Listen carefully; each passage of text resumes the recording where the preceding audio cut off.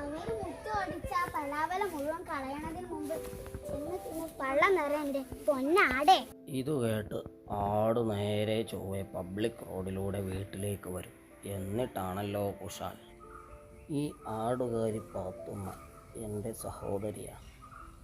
അബ്ദുൽ ഖാദറിൻ്റെ നേരെ ഇളയത്. താമസിക്കുന്നത് 1.5 ഫർലോങ് അകലെ ചന്തയുടെ പിന്നിലാണ്. ഭർത്താവായ കൊച്ചുണ്ണിക്ക് കാലത്തെ ചായയും പലഹാരവും ഉണ്ടാക്കി കൊടുത്ത് കൊച്ചുണ്ണിയെ കച്ചവടത്തിന് പറഞ്ഞയക്കും. മൂപ്പർ മലയെ കച്ചവടവും ചെയ്തു നോക്കി. എന്നിട്ട് കയർ കച്ചവടത്തിൽ ഏർപ്പെട്ടിരിക്കും. സന്ധ്യയ്ക്കേ മടങ്ങി വരും. കൊച്ചുണ്ണി പോയി കഴിഞ്ഞാൽ പാത്രങ്ങളെല്ലാം കഴുകി കമഴ്ത്തി വെച്ചിട്ട് തൻ്റെ കൊച്ചുമകൾ ഖദീജയുമായി പാത്തുമ്മ നേരെ ചൊവ്വേ വീട്ടിലേക്ക് വരും.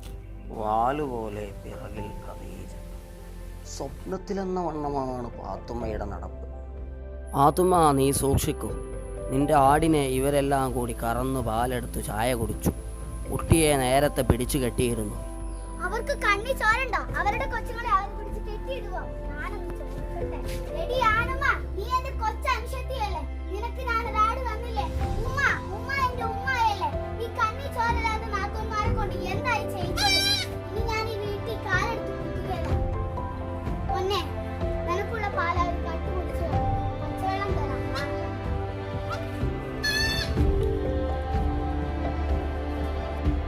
പാത്തുമ്മ ആട്ടിൻകുട്ടിയെ എടുത്തു കൊണ്ടുപോയി. എനിക്ക് സന്തോഷമായി. കുട്ടിയില്ലാതെ ഇനി ഇവർ ആടിനെ കറന്ന് പാല് കുടിക്കുന്നു.